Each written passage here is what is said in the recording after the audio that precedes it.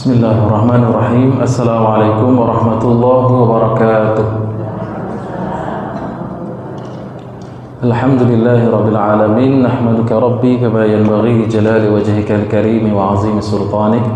Asyhadu an la ilaha illallah wahdahu la syarika lah wa asyhadu anna Muhammadan 'abduhu wa rasuluhu safiyyuhu wa khaliluhu. Allahumma shalli wa sallim wa barik alaihi wa ala alihi wa ashabihi wa man ihtada bihadihi وسن بسنته واقتفى أثره إلى يوم الدين. سبحانك لا علم لنا إلا ما علمتنا إنك أنت العليم الحكيم. اللهم علمنا ما ينفعنا وانفعنا بما علمتنا وزدنا علما يا رب العالمين. رب اشرح لي صدري ويسر لي أمري واحلل عقدة من لساني يفقهوا قولي. أما بعد. Hadirin wal hadirat, kaum muslimin dan muslimat, bapak ibu-ibu jamaah kajian tafsir dan tadabbur Quranul Karim yang berbahagia. Bersyukur kita kepada Allah, duha ini kembali dikumpulkan oleh Allah di masjid yang indah ini, Masjid Al-Hakim. Semoga pertemuan kita ini dinilai pahala yang besar di sisi Allah Subhanahu wa taala. Amin ya rabbal alamin. Menambah kedekatan kita dengan Al-Qur'an, meningkatkan kualitas iman dan amal kita. Amin ya rabbal alamin. Bagaimana kabar Pak Ibu? Alhamdulillah aman.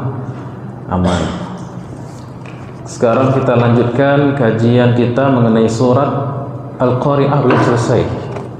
Baik, terakhir sampai mana? Ayat yang ke-6.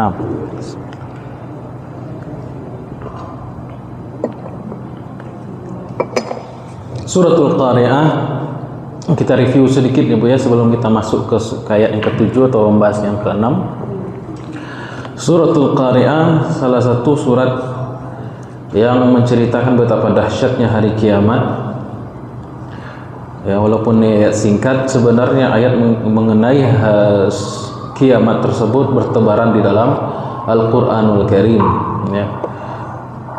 Allah Subhanahu wa taala menyebut hari kiamat pada surat ini dengan sebutan Qari'ah, artinya sesuatu yang dahsyat, yang memekakkan telinga, yang memilukan hati kita, yang menggegerkan, bencana yang teramat dahsyat, yang mana situasi ketika itu diwakili oleh dua keadaan, yaitu keadaan manusia itu sendiri dan keadaan gunung-gunung. Keadaan manusia ketika itu memilukan. Wa yauma yakunu nasu kal farashil mabsus, hari di mana manusia seperti laron yang berterbangan. Ya. Disebabkan karena banyak hal. Kemarin sudah kita bahas, ada berapa? 6 atau 5 atau 7. 6 wujuh tashbih. Ya, Allah Subhanahu wa taala memisalkan manusia dengan laron. Ada beberapa sisi-sisi kesamaannya. Tentu manusia tidak sama dengan laron. Manusia laron gitu kan. Cuman di sini penggambaran hari kiamat setidaknya ada 6 wujuh tashbih. Apa itu 6 wujuh tashbih? 6 kemiripan.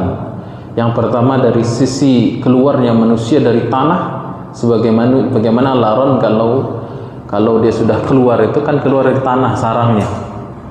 Entah di mana dia berasal, gitu juga ketika hancur dunia ini, bumi ini, maka manusia entah tahu di mana itu tulangnya itu berasal. Semuanya random, acak. Tapi semuanya keluar, bangkit dari kubur, itu disebut dengan Yaumul Ba'ats, hari kebangkitan, sebagaimana laron juga keluar dari tanah.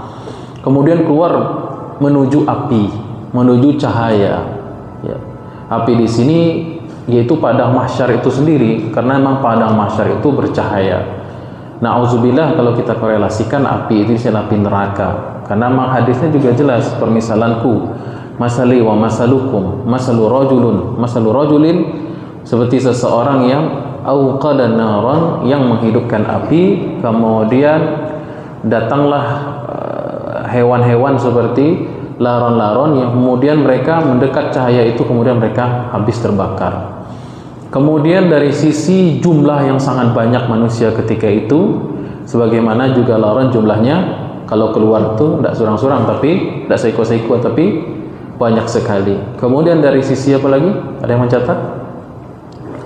Dari sisi kekacauannya, terbang tidak tahu arah, lari sana kemari, karena sangat dahsyatnya huru-hara yang terjadi pada mahsyar tersebut. Ya. Kemudian dari sisi lemahnya, ya, tidak berdaya sama sekali kondisi manusia ketika itu. Ya. Itulah wujuh tasbih atau sisi-sisi perspektif yang kita mesti tadaburi dan pikirkan. Kita renungkan bahwasanya manusia ketika itu kal farashil mabsus. Bagaimana jibal, bagaimana kabar gunung pada hari kiamat? Yauma takunul jibalu kala'inil manfush. Ya.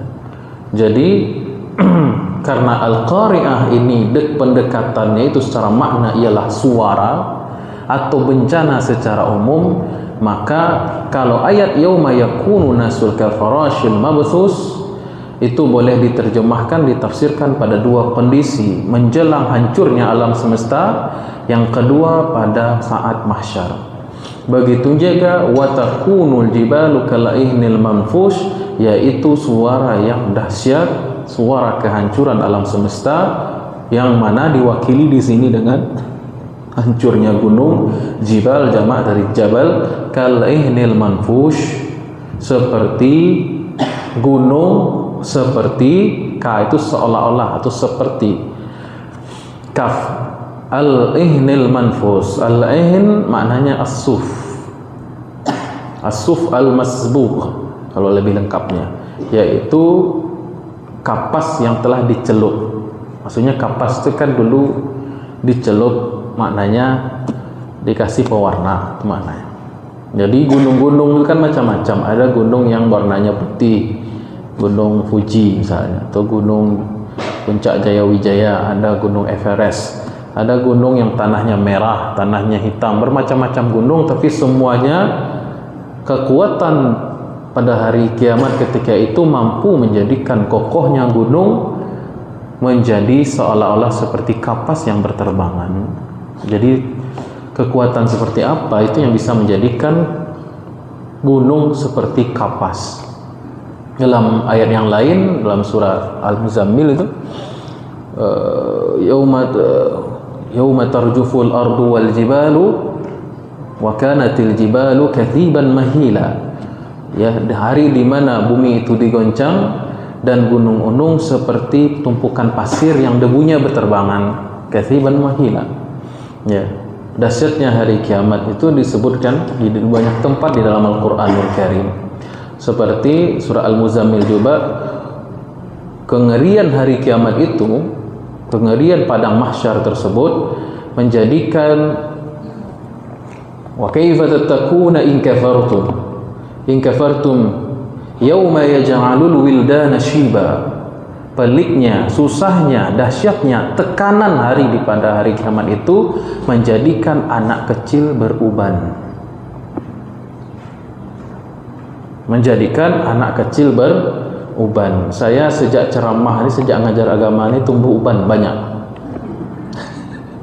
Padahal saya muda. Umur saya waktu mulai beruban tuh, mulai ceramah, mulai ngajar itu umur 20 yang serius ya. Maksudnya memang sudah di Jakarta, umur 28 tahun. Itu mulai beruban saya. Kok cepat sekali saya beruban ini? Abang saya belum beruban. Jarak kita 3 tahun. Pikir-pikir kenapa ya? Setelah saya baca-baca tulisan para ulama, biografi para ulama, memang ternyata uban itu muncul lantaran beban.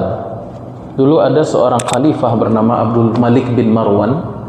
Abdul Malik bin Marwan ini khalifah. Khalifah ketika zaman dulu itu rangkap jadi khatib Jumat. Kalau kini kan pisah, imam sendiri, khatib sendiri. Banyak pemimpin itu tidak bisa jadi khatib. Ya Pak ya? Nah, jadi pemimpin politik pisah dengan pemimpin agama. Kalau dulu agak-agak banyak lah. Jadi gubernur atau khalifah itu memang dia berkhutbah setiap hari Jumat. Abdul Malik bin Marwan itu Abdul Aziz, maaf. Abdul Aziz bin Marwan. Abdul Aziz bin Marwan ini bapaknya Umar. Bapaknya Umar bin Abdul Aziz, khalifah yang kelima itu. Jadi Abdul Malik bin Marwan itu katanya, semenjak saya dilantik menjadi khalifah, bertambah banyak uban saya. Kenapa? Karena beban untuk menyampaikan khutbah. bukan memimpin politiknya, tapi beliau diberi tugas untuk berkhutbah. Ya, maju untuk khutbah itu bebannya luar biasa. Saya merasakan juga itu. Jadi dari umur 28 tahun sampai sekarang udah banyak uban saya sini. Ya, ternyata ada betulnya juga, ada benar juga, ternyata beban untuk ketika kita menyampaikan al-haq, kebenaran itu. Itu juga Rasulullah sallallahu alaihi wasallam, beliau tidak memiliki uban di kepala beliau, tapi beliau memiliki beberapa helai uban di bawah janggut beliau ini. Ketika ditanya surat Al-Insyiqaq, Takwir dan Infitar lah yang menyebabkan saya beruban. Surat At-Takwir, Al-Insyiqaq wal Infitar itu surat-surat yang membuat Nabi beruban. Maksudnya surat-surat yang bertemakan tentang dahsyatnya hari kiamat.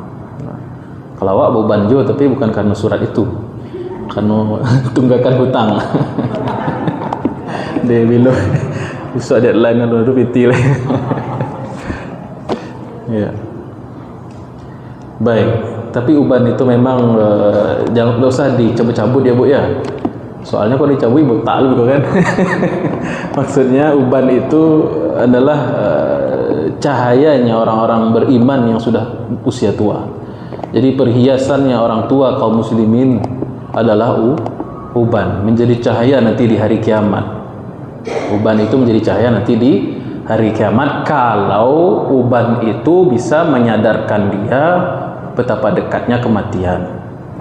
Kalau tidak sadar-sadar juga uban dia jadi cahaya di kiamat sudah. Uban saya lah seorang, tapi gaya aku 20 tahun juga. Nah, ini masalah. Tidak menjadi cahaya nanti di kiamat. Maksudnya uban yang mengingatkan kita bahwasanya kita akan kembali kepada Allah. Lah samo warna juga kain kapan, itulah bahasa halusnya gitu. Jadi tidak apa-apa Pak, uban-uban tapi semangat 20 tahunan daripada 20 tahun tapi jompo.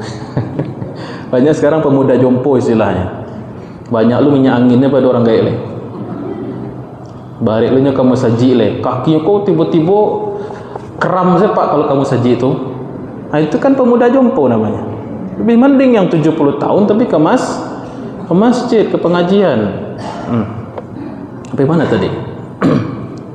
Oh ya, gambaran hari kiamat itu kata wa kaifa tatakuna in kafartum yauma yaj'alul wildan. Wildan itu anak kecil, shiba, beruban. Ya salam. Kalau kita ada, saya nonton video pesawat tempur yang kecepatannya supersonik gitulah, yang kecepatannya kalau tidak salah 13.000 km per detik. Wah, itu ada namanya gaya G-force istilahnya. G-force itu dialami oleh pesawat pilotnya ya, yang menerbangkan pesawat model seperti kecepatan tinggi itu tadi itu. G-force itu yang menyebabkan wajah pilot itu menjadi tua. Jadinya naik kok umurnya 25 tahun. Ketika dia kena tekanan G-force itu di pesawat tempur itu, maka wajahnya tiba-tiba seperti orang 2 kali lipat umurnya, 50 tahun. Karena tekanan yang dihasilkan, dampak energi yang terlontarkan ketika dia menaiki pesawat dengan kecepatan supersonik itu. Jadi intinya namanya tekanan, apalagi tekanan batin ya. Tekanan dompet. Dompet kalau punya tekanan bagus tuh ya, menekan pantat kita tuh bagus, tebal ya. Tebalnya karena tagihan. Namanya tekanan itu akan menyebabkan seseorang menua lebih cepat, beruban indikatornya, keriput dan lain sebagainya. Jadi hari kiamat itu menyebabkan seorang anak kecil beruban. Nah itu gambaran yang lain di surat yang lain. Dalam surah Al-Hajj kata Allah, yauma tarawunaha tazhalu kullu murdi'atin amma arda'at. Kedahsyatan hari kiamat itu menjadikan ibu-ibu yang menyusui melemparkan anaknya. Wa tada'u kullu zatin hamlin hamlaha. Dan orang-orang ibu-ibu hamil langsung keguguran di tempat. Wa taran nasa sukara wa ma hum bisukara. Kamu menyaksikan orang-orang seperti mabuk kepayang, tapi mereka tidak mabuk, mereka sadar. Walakinna azaballahi syadid. Tetapi azab Allah itu yang teramat dahsyat. Ya. Jadi itu sedikit gambaran tentang betapa goncangan hari kiamat itu luar biasa. Semoga kita meninggal sebelum hari kiamat. Amin ya rabbal alamin. Amin kalah Pak. Ini Pak menyaksikan hari kiamat. Enggak, jangan. Karena hari kiamat itu kata Allah, walakinna azab. Karena peristiwa kiamat itu adalah azab. Ya. Kemudian sampai mana tadi? Jadi wa takunul jibalu kal ainil manfus. Jadi boleh jadi ini juga zarf makan. Jadi suara yang memilukan, yang menggelegar, yang dahsyat itu didengar ketika dua kondisi, yaitu kondisi manusia seperti aneh-aneh berterbangan, kondisi kedua ketika alam semesta ini hancur lebur. Ya, wa takunul jibalu kal ainil manfush. Fa amma hancur dunia ini, hancur alam semesta ini. Tapi ada satu yang tidak hancur. Apa itu? Amal soleh. Iman amal kita abadi, abadan abada. Itu yang abadi. Hancurlah dunia ini. Jasad kita pun hancur, tapa. Tapi ada yang kekal di sisi Allah, yaitu amal soleh. Dah ada catatannya sama Allah. Fa amma man saqulat mawazinuh fahuwa fi 'ishatin radiyatin.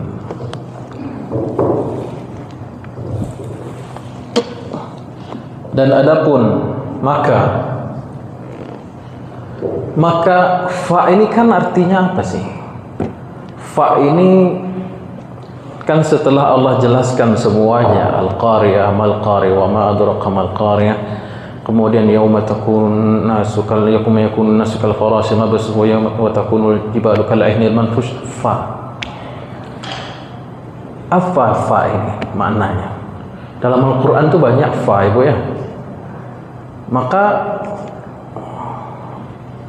ulama yang rajin menjelaskan huruf fa ini diantaranya Al-Imam Ibnu Ashur rahimahullah ta'ala. Beliau membagi klasifikasi banyak jenis fa. Ada fa'ut tafriya, fa yang mengurai, fa'ul bayan silanya, fa yang mengurai, fa yang memberikan konklusi, kesimpulan.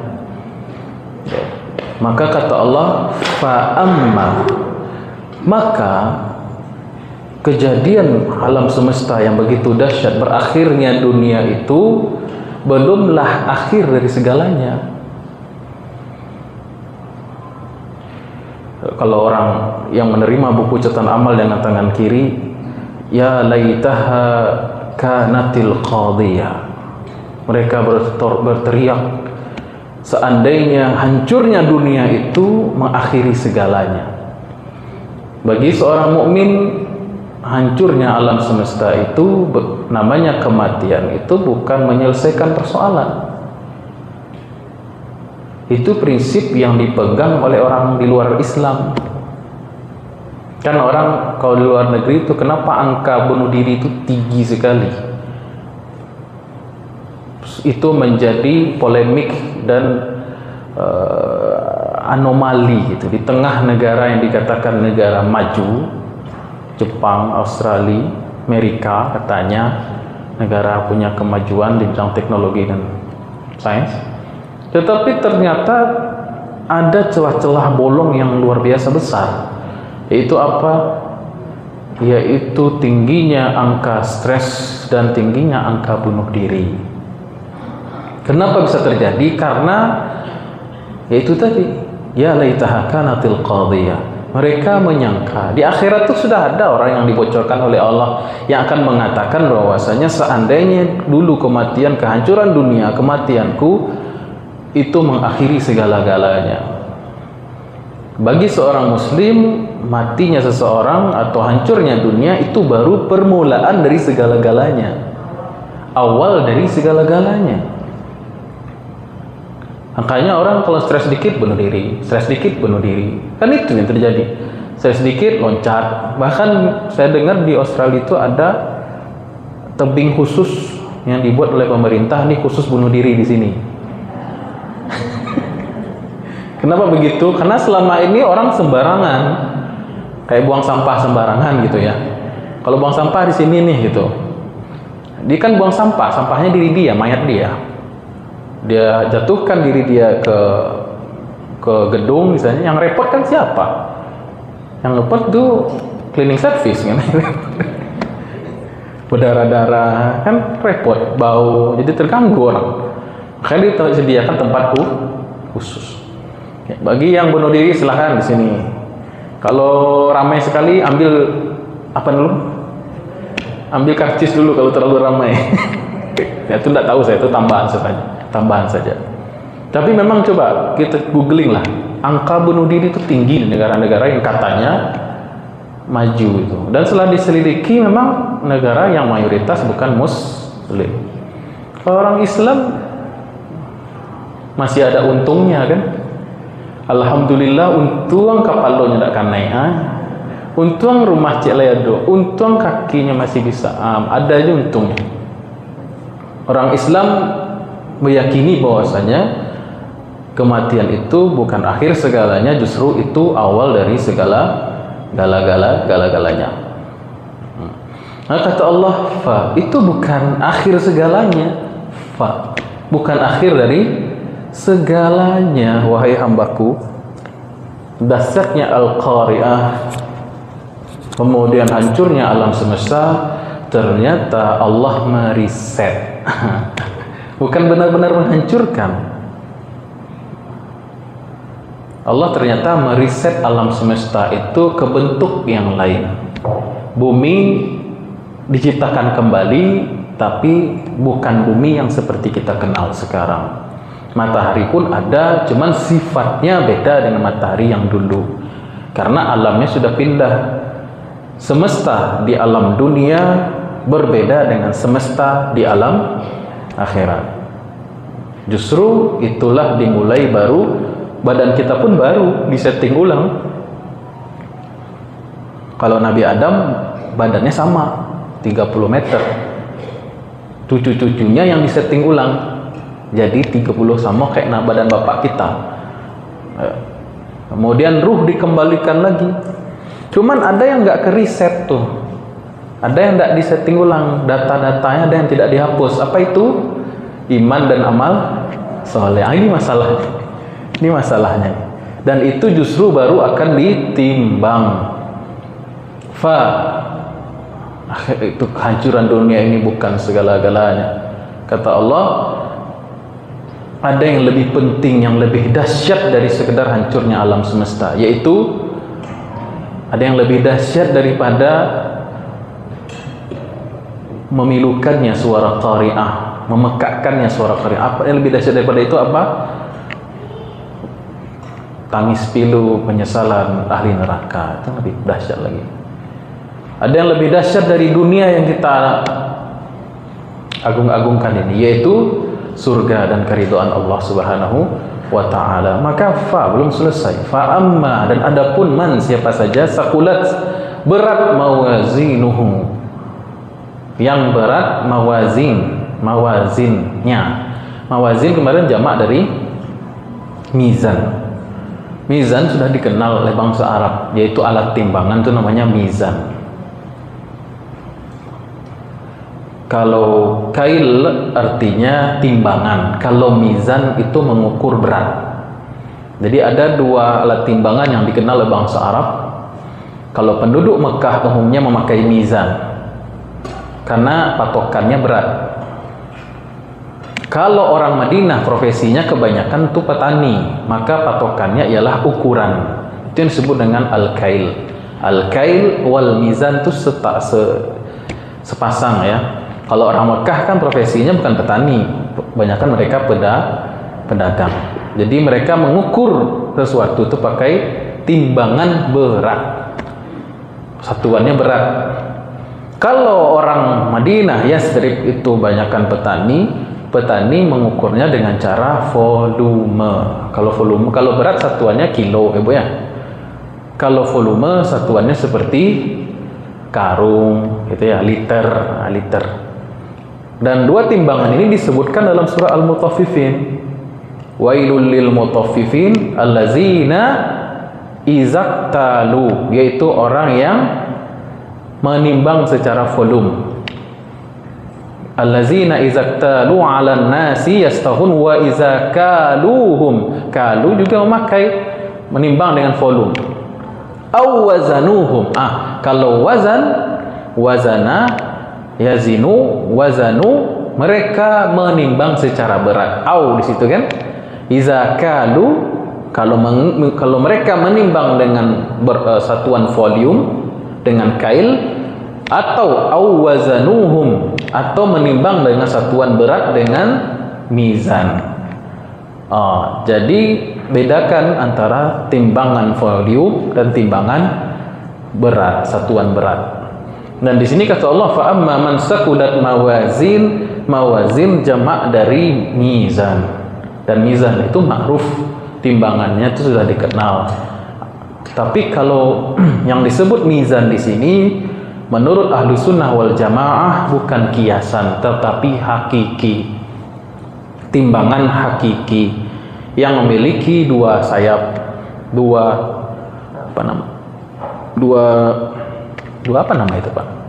neraca ya, dua neraca. Kemudian dia memiliki mulut, lisan, dia memiliki lisan. Amal soleh itu dan amal salah diubah dalam bentuk piringan atau lembaran kertas yang tertulis, kemudian ditimbang. Piringan yang bercahaya itu amal soleh, piringan yang gelap itu amal salah, maksiat dan dosa. Jadi kenapa bentuknya jamak? Ada dua alasan. Yang pertama, alasan dari segi bahasa, karena orang Arab memang biasa menyebutkan jamak untuk sesuatu yang agung. Allah Ta'ala menyebutkan Nabi Nuh dalam Al-Quran dengan sebutan jamak. Wa kazzabat qaumu Nuhin al-mursalin, dan kaum Nabi Nuh mendustakan rasul-rasul, padahal satu rasulnya itu Nabi Nuh. Kenapa? Karena dalam bentuk memuliakan sosok Nabi Nuh itu luar biasa agung di sisi Allah Subhanahu wa taala. Jadi seorang satu tapi dipanggil banyak.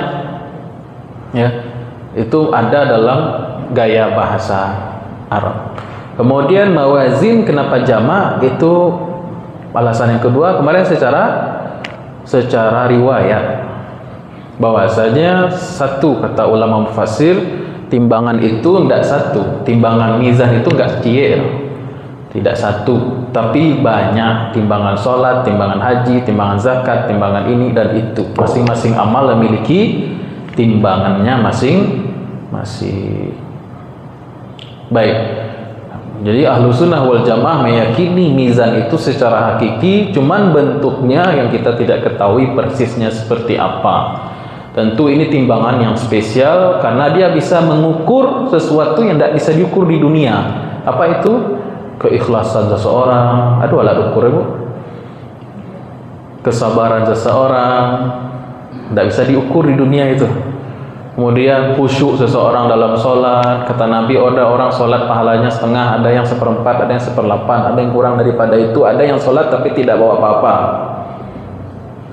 Kapan bisa ditimbang dengan angka yang pasti? Ketika di yaumul mizan itu, dengan alatnya ini, mizan ini. Maka Allah menyebut klasifikasi manusia yang pertama, yaitu man sakulat, siapa yang berat timbangannya. Yang berat timbangannya karena apa? Kan berat itu bisa macam-macam. Kalau bali daging bisa berat karena daging merahnya, daging toknya itu. Ada bisa berat karena lemak, minyak, jeroan dan lain sebagainya, ya kan Bu? Tapi yang ditimbang itu biasanya daging merah apa jeroan atau minyaknya itu. Minyak itu bonus biasanya. Agak 5.000. Relate banget sama ibu-ibu. Tapi yang utama yang ditimbang itu yang berharga. Berarti yang kita tuju itu adalah amal soleh, karena itu yang berharga. Orang kalau nimbang emas itu, yang ditimbang itu kemurniannya, bukan syawaidnya, bukan kotoran-kotorannya. Kotorannya ditimbang. Paling kotoran itu cuman mengkomparasi nanti sebelum dimurnikan dan setelah dimurnikan. Kok tahu Ustaz? Abang Bu kali ame di Payakumbuh iklan lagi. Baik, masuk ya marketing ya. Apa? Bakilau. Iya, jangan ditanya pula tokonya. Tokonya Bakilau judulnya. Tidak sampai mana tadi? Karena yang ditimbang itu adalah yang berharga, yang rongsok ngapain ditimbang? Makanya dalilnya itu bunyi ayatnya sakulat, yang berat. Yang berat amal kebaikannya. Kalau kata Abu Bakar Siddiq radhiyallahu anhu, ini jarang-jarang Abu Bakar Siddiq berkomentar tentang tafsir ya. Dan ini dikutip oleh para ulama. Beratnya timbangan mizan seseorang di hari akhirat karena dia membawa amal soleh. Amal soleh itu hak. Namanya hak kebenaran itu berat. Saya tanya sekarang, pakai kasih kau barek atau ringan bu? Masya Allah. Kalau udah ringan berarti udah mencandu gitu ya. Tapi pada asasnya amal soleh itu berat loh bu. Barek bu. Kalau karena apa dia berat? Karena dia seringnya bertentangan dengan hawa nafsu. Ya kan? Kalau jam 3 pagi, sampai pagi lamanya mana? Enaknya ngapain? Tidur kan? Tetapi harus ada perjuangan ketika kita ingin bangun tahajud itu. Bagi yang pemula berat, tetapi bagi yang sudah expert, ya, sudah ahli, sudah biasa, malah berat kalau tidak tahajud. Nah itu kalimatul haq itu berat memang. Maka jihad yang afdol kata Nabi, afdolul jihad kalimatul haq, al kalimatul haq amama inda imamil jair. Jihad yang paling utama itu adalah menyampaikan kebenaran di depan penguasa zalim. Jadi namanya hak itu berat. Berat di dunia, namun juga berat ditimbang nanti di mizan. Siang hari kan enaknya panas-panas minum teh manis, es teh manis itu kan. Tapi kata Allah, kutiba alaikumus shiyam, diwajibkan atas kamu berpuasa. Kan berat tuh. Jadi karakter amal soleh itu memang berat. Sebab beratnya itu karena dia benar hak, yang makan nanti memberatkan timbangan amal ketika di yaumil qiyamah. Baik. Maka hancurnya dunia ini, alam semesta itu kata Allah bagi yang memiliki, bagi yang meninggal sedangkan dia membawa iman dan amal soleh, maka kata Allah itulah awal dari kebahagiaannya. Fahuwa fi 'ishatin radiyah. Maka fahuwa fi 'ishatin radiyah. Jadi man itu syarat, hasilnya. Jadi ayat yang keempat itu syarat, ayat yang keenam itu syarat, ayat yang ketujuh itu hasil. Man sakulat fi 'ishatin radiyah. Siapa yang berat amalnya, maka dia berada dalam 'isyah, kehidupan radiyah yang senang. Siapa yang berat, kehidupannya senang. Siapa yang senang di akhirat, pertanda dulu di dunia dia suka yang berat-berat. Nah, gitu. Jadi itu caranya memahami. Jadi ayat ke-7 syarat, ayat ke-6 itu syarat, ayat ke-7 itu hasil. Siapa yang di dunia bermujahadah, siapa yang di dunia dia bersungguh-sungguh dalam mengejar ridha Allah Subhanahu wa taala, beramal soleh, sebenarnya dia sedang membangun rumahnya di surga, membangun kesenangan dia di dalam nanti di masa depannya. Ya. Siapa yang ingin kehidupannya baik, masa depannya cerah, fi 'ishatin radiyah, maka dia pastikan bahwasanya dia menambah amalnya, menambah timbangan berat amalnya tersebut. Jadi dunia ini memang mazra'ah, ya, lahan, ladang, memetiknya nanti di akhirat. Ada sedikit yang kita peroleh, ada, itu namanya bisyarah, ya. Ladang di dunia ini ladang beramal, petiknya nanti di akhirat.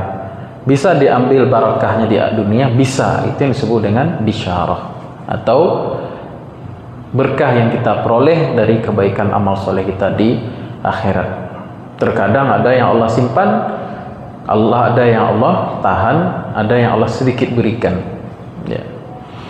Fahuwa fi 'aisyatin radiyah, dalam keadaan, ya, lihat di sini Allah memakai kalimatnya itu fi 'aisyatin. Fi itu huruf, ya kan Pak ya? Fi itu huruf menggambarkan apa? Situasi di mana seseorang ada di dalam, dikelilingi oleh semuanya. Misalnya dalam bahasa Arab gampangnya, ana fil masjid, saya di dalam masjid. Artinya apa? Tidak di atas saja, tidak di loteng doang. Tidak pula di depan masjid, tidak pula di samping, di emperan, enggak. Fil masjid artinya depan, kiri, belakang, depan, belakang, kanan, kiri, serong kanan, serong kiri, tenggara, atas, bawah, kita dilingkupi oleh masjid. Nah, kalau kata Allah di sini, fi fahuwa fi 'aisyatin, isyah kehidupan, radiyah sifat. Jadi kehidupan yang menyenangkan. Artinya apa? Fi, betul-betul dikelilingi oleh sesuatu yang menyenangkan. Kalau di rumah tinggal di komplek, kadang-kadang tetangga depan menyenangkan, tetangga kiri kurang menyenangkan, tetangga kanan kurang aja, tetangga belakang tidak kenal. Nah, itu kehidupan dunia begitu. Kadang hari ini masuk kantor enak suasana kantor, kadang tahun depan, bulan depan tidak enak karena ganti pimpinan. Itulah kehidupan dunia. Kadang dihadapkan dengan sesuatu yang enak, sedikit enak, kurang enak, biasa saja, B aja. Kadang ada yang pahit, ketemu teman yang bagus, ketemu dengan orang yang toksik, macam-macam. Tapi kalau kehidupan akhirat, bagi yang timbangannya, pada kata Allah, fi, mereka tercebur di dalam kebahagiaan. Itu maknanya. Fi di sini maknanya tercebur. Mereka betul-betul berada, dilingkupi, dikelilingi yang namanya kehidupan yang menyenangkan. Dilihat di kanan menyenangkan, lihat kiri menyenangkan, lihat depan menyenangkan, lihat atas bawah semua menyenangkan. Ada yang tidak menyenangkan, semuanya menyenangkan. Itu kalimat fi itu. Makna kalimat fi. Kemudian yang senang itu sebenarnya siapa sih? Kehidupan itu yang senang atau kita yang senang? Kita yang sebenarnya senang. Tapi kenapa di sini isyatin radiyatin? Radiyah itu kan isim fa'il, ya nak? Dia belajar bahasa Arab. Kehidupan yang dia menyenangkan.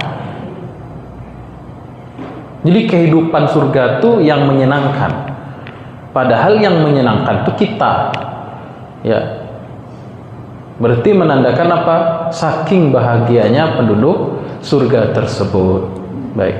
Kemudian yang kedua, jadi fi 'isyatin radiyah dah jelas maknanya al-jannatun na'im, al-firdaus al-a'la. Yang lebih lagi bijiwarin Nabi sallallahu alaihi wasallam, karena berada di samping bersama-sama dengan Rasulullah sallallahu alaihi wasallam, bisa menatap wajah Allah Subhanahu wa taala.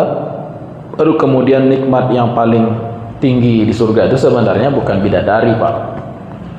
Bidadari itu pembantu. Bidadari itu pembantu saja itu.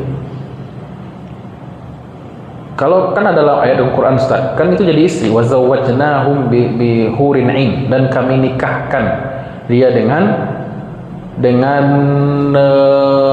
bidadari surga itu. Iya, kalau yang belum punya istri di dunia. Kalau dia dapat istri yang juga masuk surga sama dengan suaminya, maka kecantikan, keindahan seorang perempuan mukminah yang masuk surga tidak bisa dibandingkan dengan keindahan bidadari.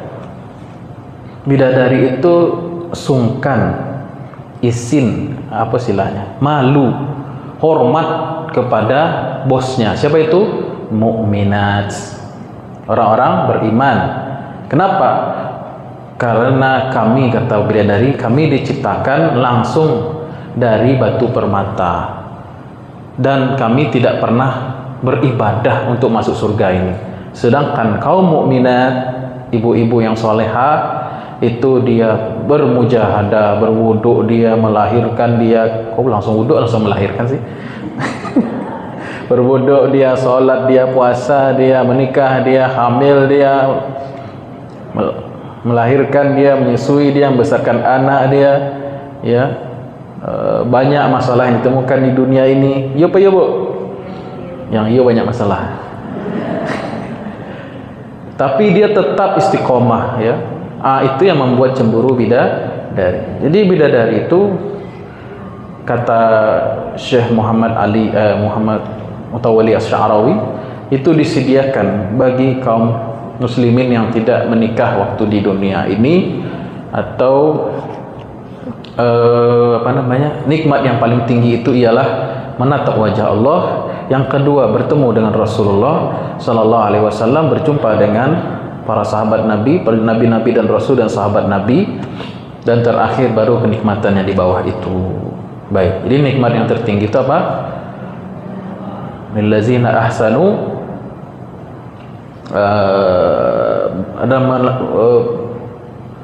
lillazina ahsanul husna wa ziyadah, bagi orang yang berbuat ihsan di dunia mendapatkan al-husna, yaitu surga, wa ziyadah, dan menatap wajah Allah Subhanahu wa taala yang maha indah.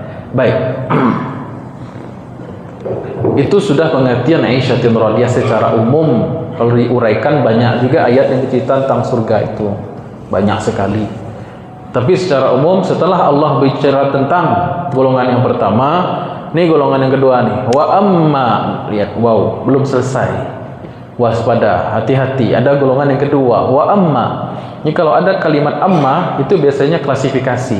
Allah bagi-bagi itu. Ini kalau ini biasanya begini, kalau ini begini. Nah, golongan yang kedua, wa amma man yufidul umum. Dalam usul fikih dikatakan kalau man lafaz yang menyebut yang bermakna umum, siapa saja, peluang terbuka bagi siapa saja. Sebagaimana terbukanya peluang bagi orang yang masuk surga, begitu juga peluang masuk neraka juga sama. Siapapun bisa masuk neraka. Walaupun dia anak Nabi Kan'an, masuk neraka. Walaupun dia istri Fir'aun, masuk surga. Siapa?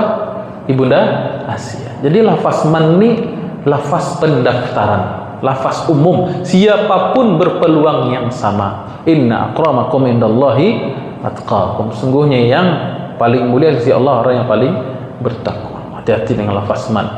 Wa amma man, masalah khaffat mawazinuh, yang ringan timbangan-timbangannya. Ringan dari apa? Sebenarnya tidak ada yang ringan, dia berat juga itu timbangan, cuman berat karena maksiat, tapi dihitung dianggapnya ringan karena tidak ada nilainya gitu maksudnya. Lihat, kan bisa saja Allah mengatakan fa amma man khaffat mawazinu fa huwa fi 'ishatin radiyah. Siapa yang ringan timbangannya dari keburukan, dari dosa, maka dia masuk surga. Tidak begitu, karena dosa itu tidak usah dicari, yang diusahakan itu adalah amal soleh. Baik, maka karena itu tidak dicari, tidak perlu, dia diurutkan nomor 2. Setelah yang pertama diurutkan nomor 2, dan dia disebut khaffat. Siapa yang ringan, tidak ada amal solehnya gitu Tidak ada amal solehnya. Yang berat-berat yang bernilai itu tidak ada, maka dianggap dia ringan. Khaffat, ringan. Khafif itu artinya ringan. Mawazinu, timbangan-timbangan sekian banyak. Saya lihat solatnya ringan, saya lihat hajinya ringan. Kenapa? Dia tidak solat. Dosa sekali solat itu luar biasa. Dia lihat timbangan hajinya tidak ada. Dia tidak haji padahal dia mampu. Dia lihat timbangan umrohnya tidak ada pula, karena dia tidak umroh. Kemudian lihat timbangan sedekahnya tidak ada juga. Dia timbangan tidak ada solat. La haula wala quwata illa billah. Nah, ini musibah ini. Apakah sudah selesai? Belum. 8 itu syarat, kondisi. Hasilnya di ayat 9, fa ummuhu hawiyah.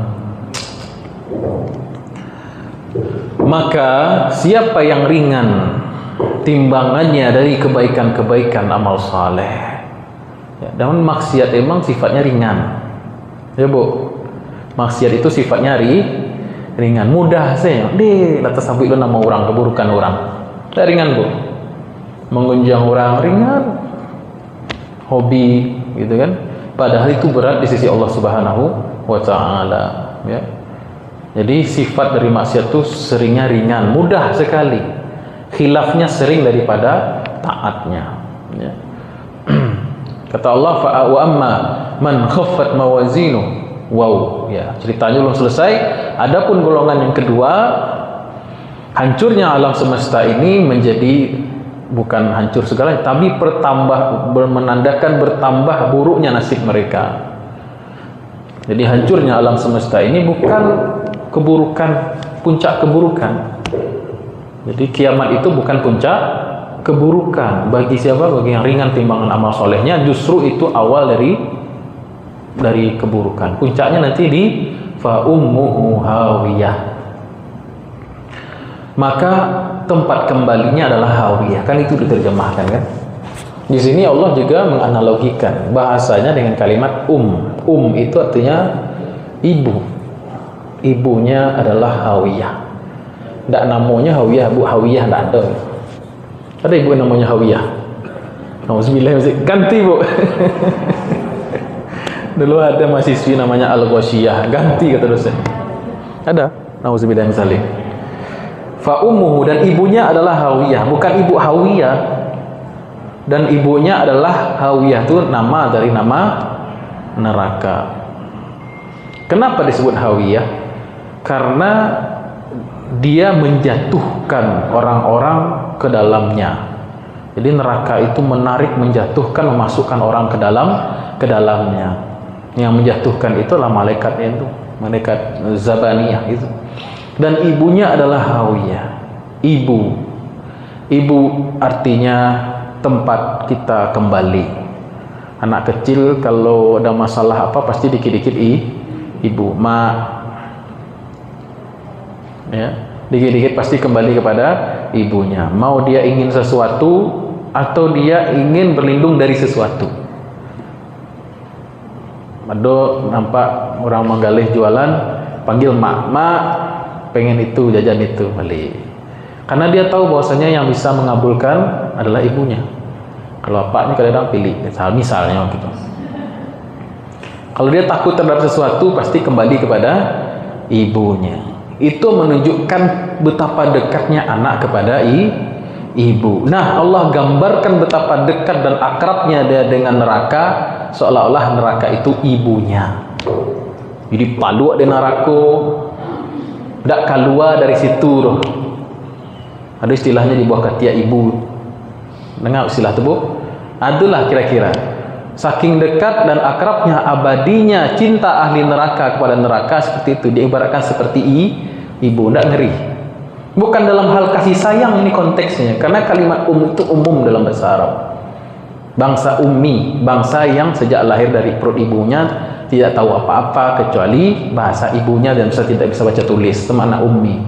Jadi fa ummuhu hawiyah, dan tempat kembalinya, kemudian kedekatannya, keabadiannya bersama dengan neraka yang bernama hawiyah. Jadi neraka memiliki banyak nama. Ada Jahannam, ada hawiyah, ada neraka Saqar. Ma salakakum fi Saqar? Apa yang menyebabkan kamu masuk ke dalam neraka Saqar? Qalu lam nakun minal musallin. Kami dulu di dunia tidak salat. Wa kunna nakhudu ma'al khaidin. Kami hobinya ya main-main tak jelas, habisin waktu, ya, terbang sana terbang sini, hangout sana hangout sini dengan teman-teman, dengan kegiatan yang tidak ada manfaatnya. Nakhudu ma'al khaidin. Kami senang main-main, tidak sholat, ya, lalai. Itu masuknya ke Saqar. Sebagaimana surga memiliki banyak nama, begitu juga neraka juga memiliki banyak nama. Sebagaimana surga memiliki darajat itu tingkat level ke atas, neraka memiliki darakat alias tingkatan tapi ke bawah. Jadi ketika tingkatan ke atas namanya darajat, ya. Misalnya di sini standarnya, maka surga itu tempatnya tinggi, darajat. Kalau neraka darakat. Sebaik-baik surga yang paling atas. yaitu surga Firdaus al-a'la, yang paling tinggi di bawah arsy-Nya Allah langsung. Seburuk-buruk neraka itu Jahannam, yang paling bawah.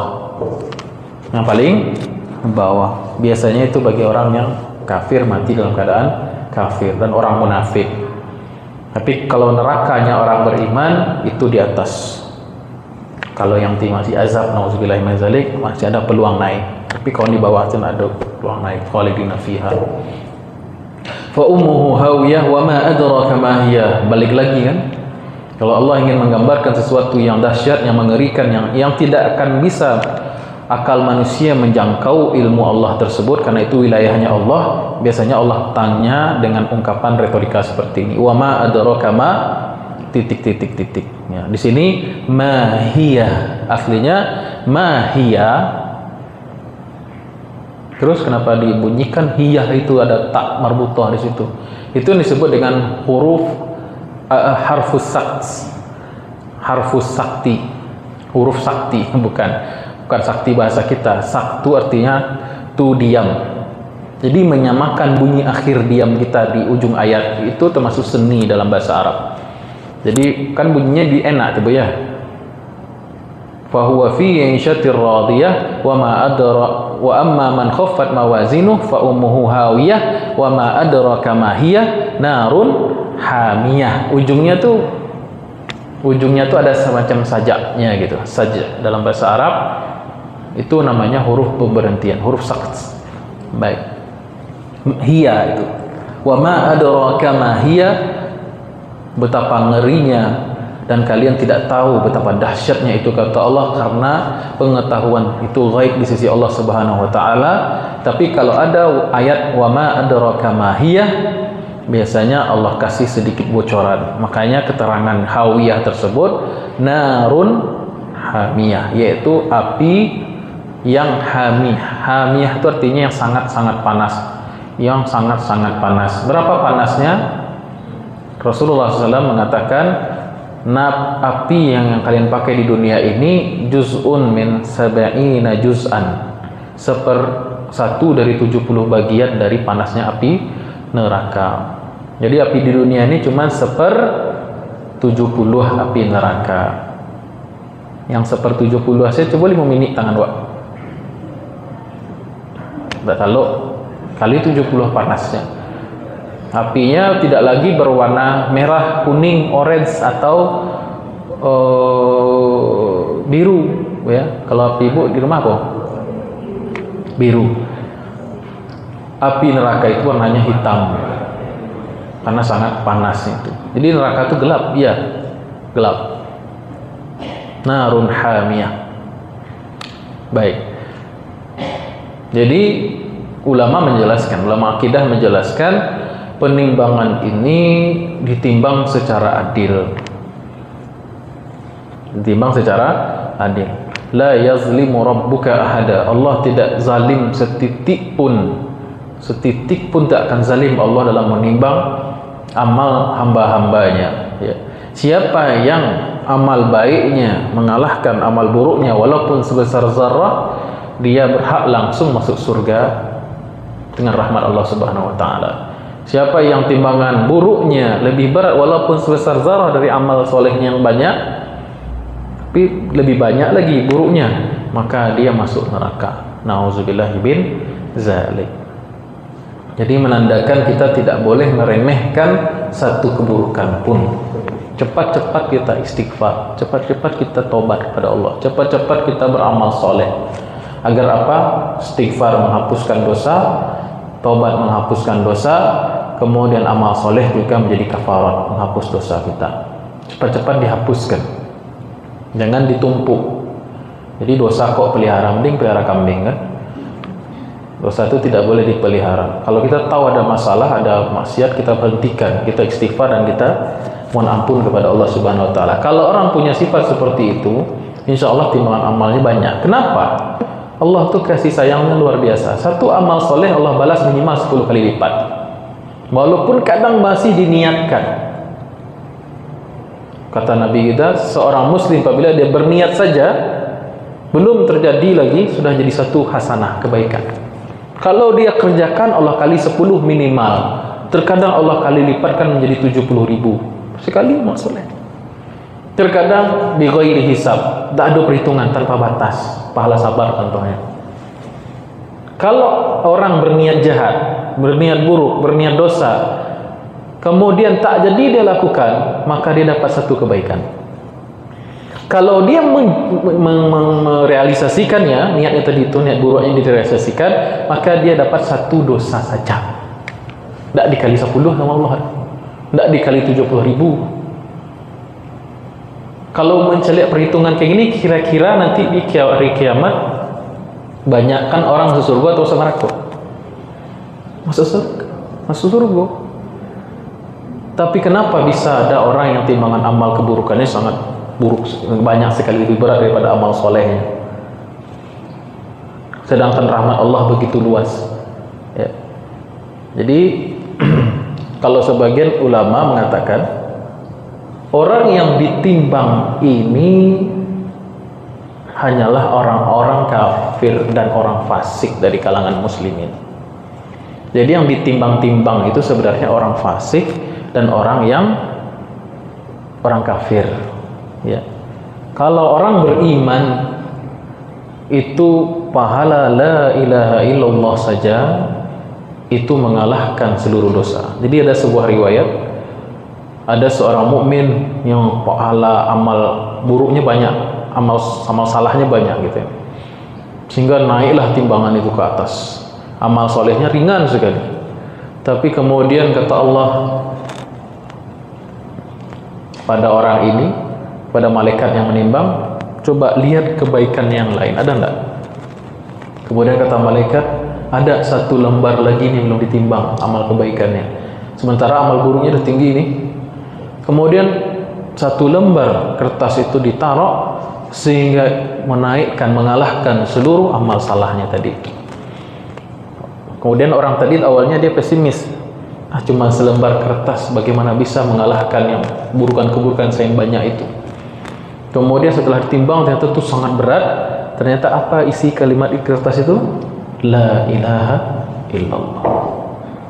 Jadi satu kalimat la ilaha illallah itu bisa memberatkan timbangan seseorang. Jadi jangan remehkan kalimat la ilaha illallah, tapi jangan juga bertawakal kepada kalimat itu saja.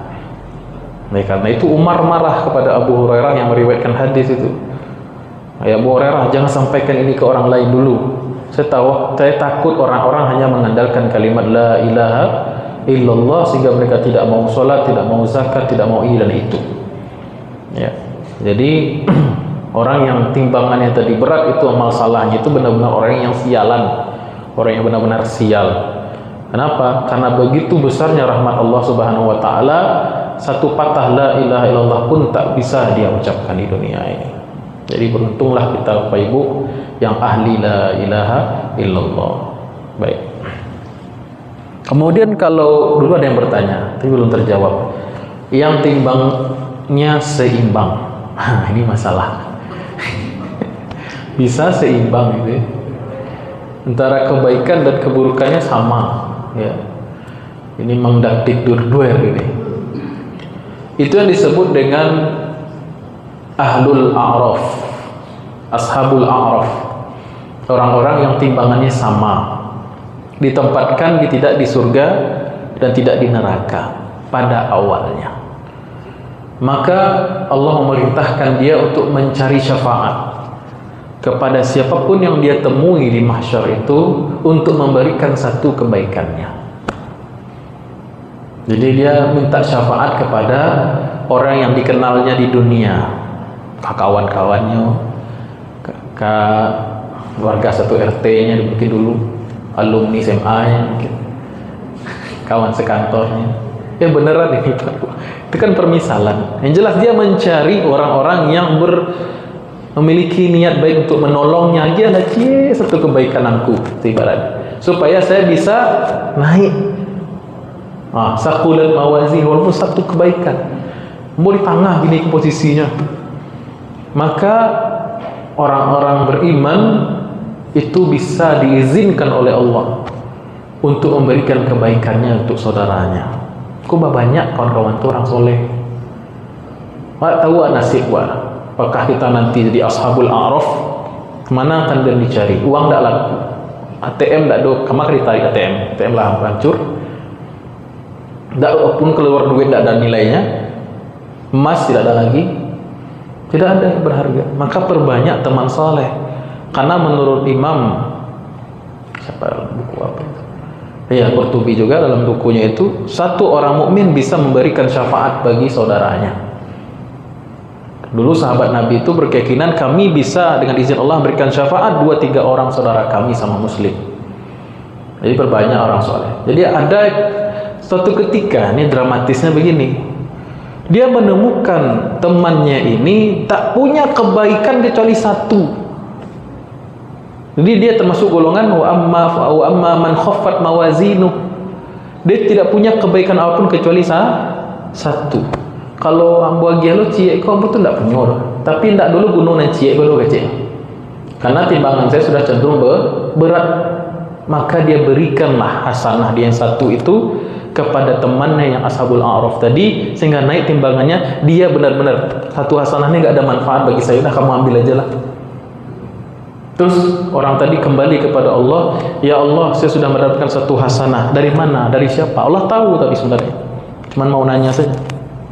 Dari teman saya, dia itu cuma punya satu hasanah, satu-satunya, karena tidak ada guna lagi, karena dia termasuk wa amma man khaffat mawazinu, dia rela berikan kepada saya. Kemudian kata Allah, cari temanmu itu, tarik tangannya, kalian berdua masuk surga. Luasnya rahmat Allah Subhanahu wa ta'ala.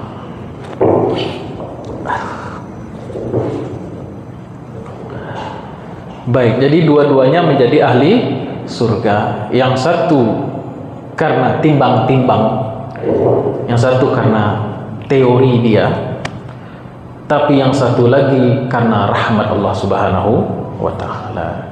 Yaitu ashabul a'raf pada akhirnya diizinkan oleh Allah untuk masuk surga. Jadi akhir dari ashabul a'raf itu adalah mereka juga ahli surga. Baik. Tapi yang paling sial itu ada satu golongan yang muflis. Tahu Bu muflis kan Bu? Golongan yang bangkrut. Udah pede dia masuk surga tuh, membawa pahala haji, pahala sholat, bukan kafir, muslim. Bawa pahala umroh, bawa pahala pesantren, pahala hafal Quran, pahala ini dan itu, banyak segunung. Tapi kemudian habis terkikis karena antrian orang menuntut kezaliman yang dia perbuat. Jadi setiap kezaliman kena perhitungan dan membuat kita rugi. Jadi jangan fokus menimbang berat amal, tapi perhatikan kebocoran amal. Sekali lagi, jangan fokus kepada menimbun amal soleh, tapi perhatikan juga kebocoran amal. Kalau ayat ini secara zahir menuntut kita untuk menimbun amal, ya Bu ya. Tapi dalam Islam harus diperhatikan juga lubang-lubang kebocoran amal. Orang kalau ban bocor apa yang dilakukan? Apakah diisi angin terus? Ban oto bocor Pak, tekanannya 9 lah, normalnya 35. Orang yang cerdas tidak akan dia isi angin saja, tapi dia lihat, wah ini kebocoran tidak biasa nih. Walaupun halus, tapi dia akan lihat kebocoran. Setelah ditambal baru isi angin. Sekarang ada orang yang beramal, kata Nabi, amal numpuk tinggi, tapi lubangnya tidak ditutup. Apa lubangnya? Gibah, nyakitin orang, zolimin orang, ghosting anak orang. Tahu Bu ghosting Bu? Kurang nyambung. PHP-in anak gadis orang, ya. Apalagi korupsi, maki-maki orang, komen pedas di media sosial, nge-share sesuatu aib orang lain, gibahin orang, sebar foto yang buka aurat. Jadi itu menjadi dosa jariah, ya. Parkir di jalan sembarangan, merokok di tempat umum, pakai knalpot racing, sehingga ibu-ibu harus terkaji-kaji ibu, terkaji-kaji ibu itu sholat. Itu kezaliman akan dibayar nanti. Itu kebocoran-kebocoran. Maka kata Nabi, iyyakum wal ghibah. Tinggalkan tuh ghibah. Fa innal ghibata ta'kulul hasanat. Sesungguhnya ghibah itu bisa memakan kebaikan kama ta'kulun narul hatab. Sebagaimana api membakar kayu bakar. Jadi zahir ayat ini menuntun kita bersemangat pun nampuk amal soleh, tapi jangan lupa bahwasanya amal kita itu bisa bocor disebabkan karena zalim kepada sesama hamba Allah. Gaji karyawan tidak dibayar-bayarkan, ditunda-tunda, ya, termasuk itu. Jadi itu yang pertama. Jadi amal soleh kita ini tidak hanya kita lakukan, tetapi kita jaga preventif untuk sesuatu yang bisa menguranginya nanti menjadi muflis. Nauzubillahi min zalik. Baik, sampai sini ada pertanyaan, Pak?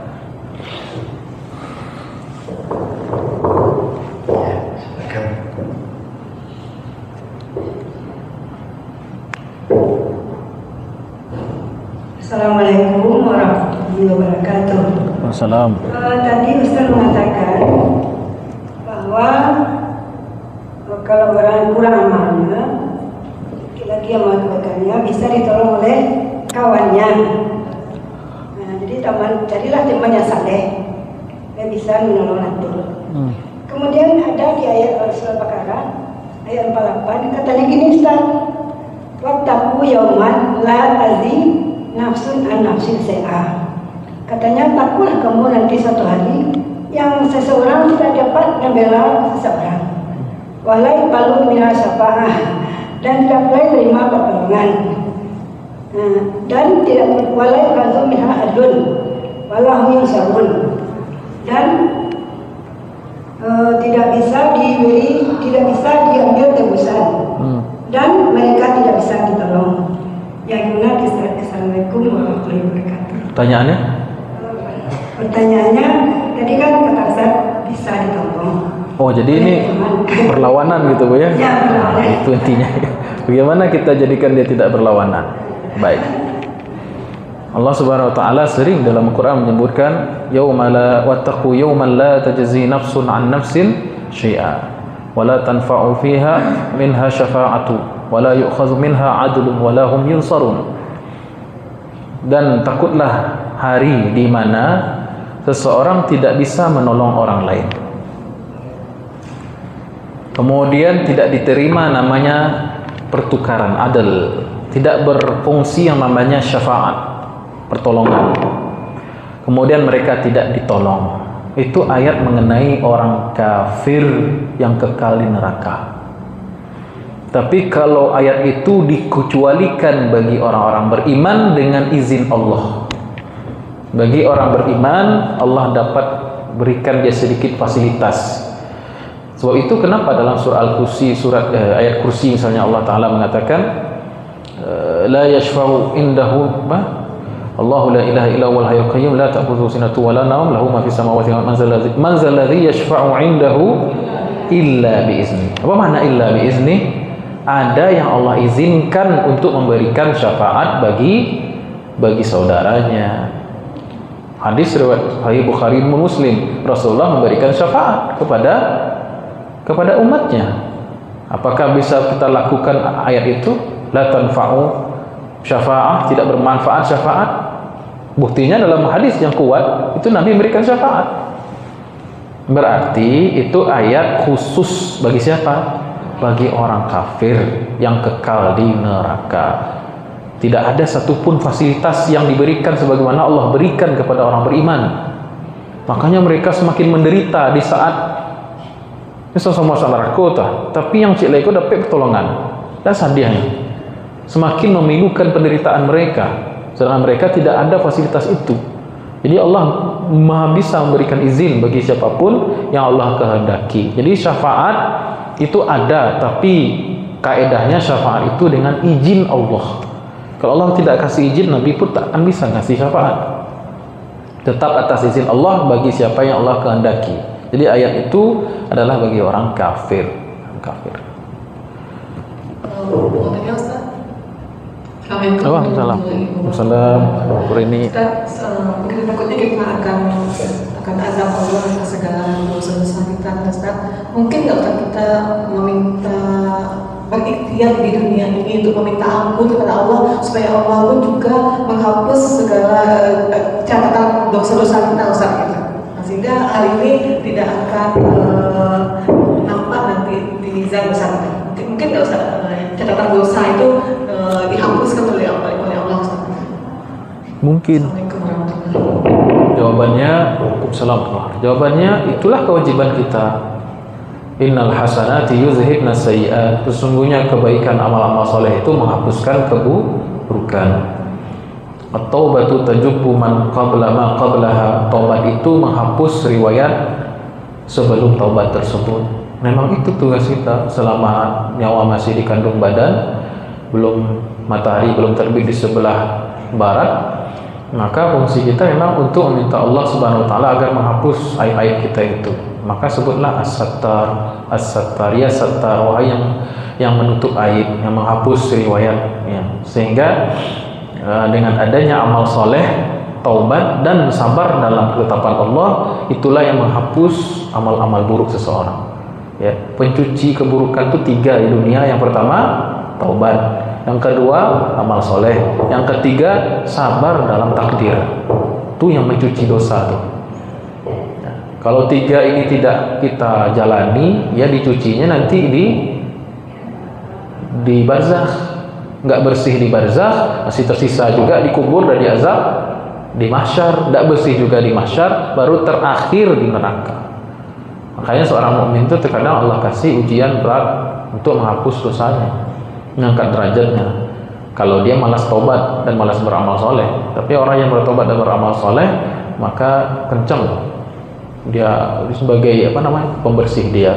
Kita berwudu itu, tapi sekali lagi itu berlaku amal soleh itu dan tobat itu berlaku untuk kalau amal soleh itu mencuci dosa kecil. Kalau tobat mencuci dosa besar, selama tidak berkaitan dengan manusia. Kalau berkaitan dengan manusia harus diselesaikan. Itu syaratnya. Baik. Bang, itulah tujuan agama ini, Quran itu untuk diturunkan, ya. Wallazi ba'atsa fil ummiyina rasulan minhum yatlu 'alaihim ayatihi wa yuzakkihim. Salah satu misi kenabian itu adalah tazkiyatun nafs, membersihkan umat. Itu tujuan. Harta kita bersihkan dengan zakat, badan kita bersihkan dengan thaharah dan salat, ya. Kemudian catatan amal buruk kita bersihkan dengan taubat dan amal saleh. Wallahu a'lam bishawab. Ya, silakan. Assalamualaikum warahmatullahi wabarakatuh. Waalaikumsalam warahmatullahi. Ini Ustaz, di dalam kita sudah meninggal nanti kan ada catatan amal kita yang baik, buku amal kita. Di dalam buku amal kita itu ada terbagi juga atau amalan yang besar dan amalan yang ringan. Jadi kalau kita buat kesalahan, misalnya kan atau kita salah besar atau salah kecil, atau kalau dosa besar itu kan tahu kita dosa. Tapi kalau Allah mengambil itu amal yang ringan juga atau amalannya kita yang berat gitu. Atau disatukan saja amalan kita dalam buku catatan amal kita, itu tanyanya Pak. Yang kedua, kalau kita meninggal nanti, orang yang ada utang piutang, adakah dia menerima catatan kapan dia melihat amal ibadahnya itu? Akan amalnya kalau tidak dibayar sama keluarganya kan tidak diterima sama Allah Pak Ustaz, selagi dia yang ahli baiknya membayar kita gitu, Pak Ustaz. Sekian Pak Ustaz. Assalamualaikum warahmatullahi wabarakatuh. Waalaikumsalam warahmatullahi wabarakatuh. Pertanyaan pertama, apakah dosa besar dan kecil dipisahkan dalam buku catatan itu? Wallahu a'lam, saya tidak tahu, Bu. Yang jelas buku catatan amal itu tidak memilah-milih. Semua yang amal manusia itu ada seluruhnya di situ. Yang kecil, yang besar, yang menengah, yang sedang, itu ada semua. Tapi akan format entah bagaimana itu sudah masuk ke perkara gaib yang kita tidak tahu. Itu yang pertama. Yang kedua, orang yang bermasalah dalam utang piutang. Pertanyaan gimana tadi Bu? Tidak paham saya. Dalam masalah hutang piutang itu kan dia belum bayar hutang, dia udah meninggal. Seorang udah meninggal, kemudian dia meninggalkan. Tapi ibadahnya itu gimana? Oh, bagaimana nasibnya? Iya, bagaimana nasibnya gitu? Keluarganya mau bayar hutang, misalnya. Baik. Nah, bagaimana itu caranya, Pak Ustaz? Orang yang berhutang atau tidak menyelesaikan hutangnya sedangkan dia sudah meninggal dunia, yang menunaikannya mestilah ahli warisnya. Itu yang pertama. Kalau diketahui, masalahnya kalau tidak tahu, makanya orang yang mau mati itu haruslah menuliskan utangnya. Kalau ulama dahulu, orang soleh terdahulu, dia tulis utangnya itu taruh di bawah bantalnya itu. Iya, ditaruh di bawah bantalnya supaya apa, ketika dia mati, ketika tidur mungkin dia wafat, orang tahu dia punya hutang ke jumlahnya sekian, tahun sekian, apa ya, jumlahnya sekian, siapa, tahun sekian, karena inflasi. Ada orang jamaah tanya saya, Ustaz, saya dulu punya hutang 1 juta, terus gimana sekarang? Udah dibayar Pak? Belum. Ya udah bayar. Berapa saya bayar Ustaz? 1 juta kan? Tahun berapa dulu? Saya bilang 10 tahun yang lalu Ustaz. Oh, nggak bisa 1 juta. Itu harus dikonversi dulu ke emas, baru bisa dibayarkan. Di 1 juta tahun 2000 beda 2000 sama sekarang 1 juta dengan 2022. Dulu 1 juta itu udah penuh keranjang kita belanja. Kalau sekarang 1 juta itu handphone jelek aja susah 1 juta sekarang. Nah, jadi ada inflasi namanya situ. Jadi orang yang mau meninggal atau yang akan meninggal, ya harus menuliskan hutangnya itu agar tidak menyulitkan nanti, ya. Memang pernah saya baca riwayat orang yang masih ada utang piutang itu, maka dia akan mengalami kesulitan ruhnya untuk diangkat, ya. Tapi apakah hisabnya bagaimana nantinya, Allahu a'lam. Jelas saja nanti dia akan dituntut oleh orang yang berhutang tadi untuk dibayarkan nanti di akhirat. Jadi orang yang kalau menagih hutang itu sebenarnya orang baik itu. Kenapa? Dia ingin menyelamatkan kita daripada tuntutan akhirat. Mau selesai dunia apa di akhirat nih, gitu kan? Lebih ngeri kalau kita bilang udah selesaikannya di akhirat, itu ngeri sekali itu. Nah, mending kalau ada orang yang menuntut menagih hutang, ucapkan terima kasih Bu, terima kasih nah Bu, ibu lah menagih hutang kamu, tapi itu mohon maaf kila ya. Jadi terima kasih dulu. Ya. Dia lawan kita. Kadang yang berkelahi, Pak. Ya, kadang yang ditagih hutang ini yang apa namanya, yang marah gitu kan. Jadi itu terbalik. Ya. Baik, wallahu a'lam bishawab. Ustaz, satu lagi Ustaz. Oh, masih ada. Ya.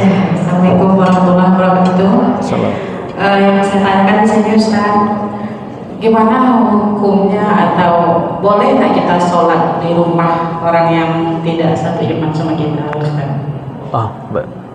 Di rumahnya. Apa hukumnya sholat di rumah orang kafir, Ya. non muslim? Masih. Baik.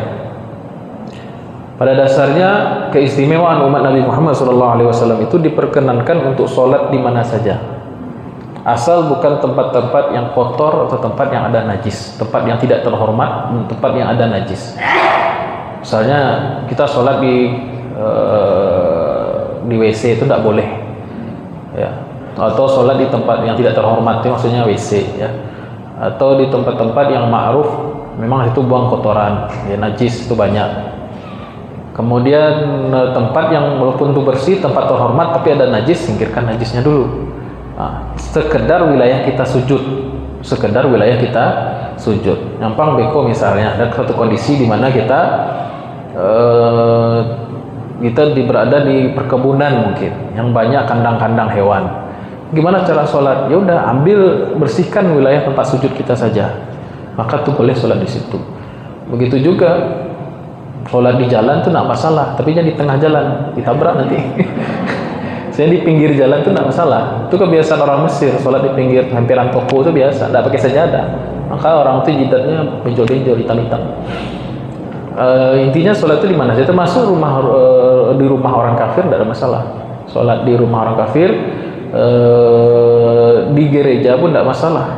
Tapi itu apa namanya, misalnya di rumah ibadah orang lain, tetapi itu mesti kondisinya menuntut seperti itu. Tidak ada tempat yang lain. Tidak ada tempat yang lain. Misalnya dulu di beberapa negara saya baca novelnya cerita Pak Habibie itu, Habibie dan Ainun ya. Itu mereka sholat, novel mana ya saya baca lupa. Bukan Habibie Ainun, bukan. Pokoknya ada lah. Itu ada beberapa negara yang punya regulasi aneh, menyediakan tempat ibadah disatukan seluruh agama. Pokoknya ada beberapa negara yang punya regulasi, misalnya di kampus atau di mana gitu kan, ada satu ruangan yang khusus untuk ibadah, terserah mau agama apa saja. Gado-gado. Jadi situ Hindu boleh, Yahudi pun di situ, ya Nasrani pun di situ, Islam pun di situ. Biasanya negara-negara yang agak-agak sekuler dan agak-agak komunis gitu kan. Pokoknya kalau agama ya satu aja situ gitu kan. Apa hukum ya, tidak masalah. Kalau memang itu ya dituntut, nggak ada tempat lain untuk sholat, maka itu boleh-boleh saja. Karena asasnya bumi ini bersih, Allah jadikan masjid. Ya. Jadi boleh-boleh saja. Wallahu a'lam. Tapi kalau tidak ada tempat lain, Bu ya. Tapi kalau memang sengaja sholat di situ tempat orang kafir, sholatnya itu. Kebetulan di rumah. Kebetulan dan musola juga tidak ada dekat di sekitar situ. Oh gitu, ya. Salah Bu. Insya Allah sah. Terima kasih, Ya. Satu lagi. Kebetulan. Assalamualaikum warahmatullahi wabarakatuh. Iya, mengenai sholat tadi. Ya. Kebetulan anak saya dulu kan sekolah di tempat non muslim. Ya.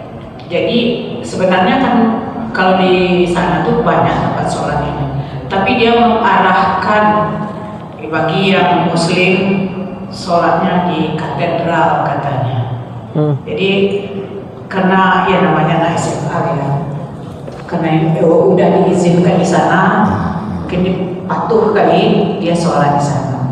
Tapi setelah itu kita bilang dia kantor lain kan ada numpang aja tempat yang lain. Tapi dia udah diarahkan dari sekolahnya. Ini bagi mereka yang muslim, sholatnya di katedral ini. Terima kasih. Assalamualaikum. Itu masukan Ibu ya. Betul. Jadi kita juga harus peka apakah ada maksud-maksud tertentu di situ. Ya, itu boleh jadi kita pikirkan juga, pertimbangkan juga. Tapi memang kalau kita punya anak, Bu ya, janganlah sekolahkan di tempat yang disuasanakan di situ suasana kekufuran gitu kan. Kalau bisa kita sekolahkan anak kita, wajib kita sekolahkan anak kita di sekolah-sekolah Islam sebenarnya, atau sekolah-sekolah yang porsi Islamnya banyak gitu. Baik, sekira cukup Bu ya. Kita tutup dengan doa kafaratul majlis. Subhanakallahumma rabbana bihamdika asyhadu an la ilaha illa anta astaghfiruka wa atubu ilaik. Kan depan kita masuk ke surat yang baru, surat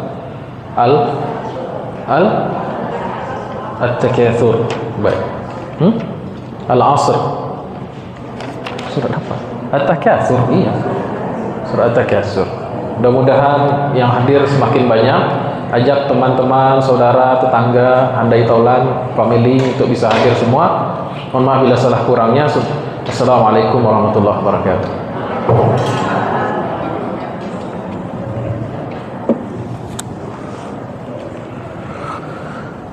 Astagfirullah.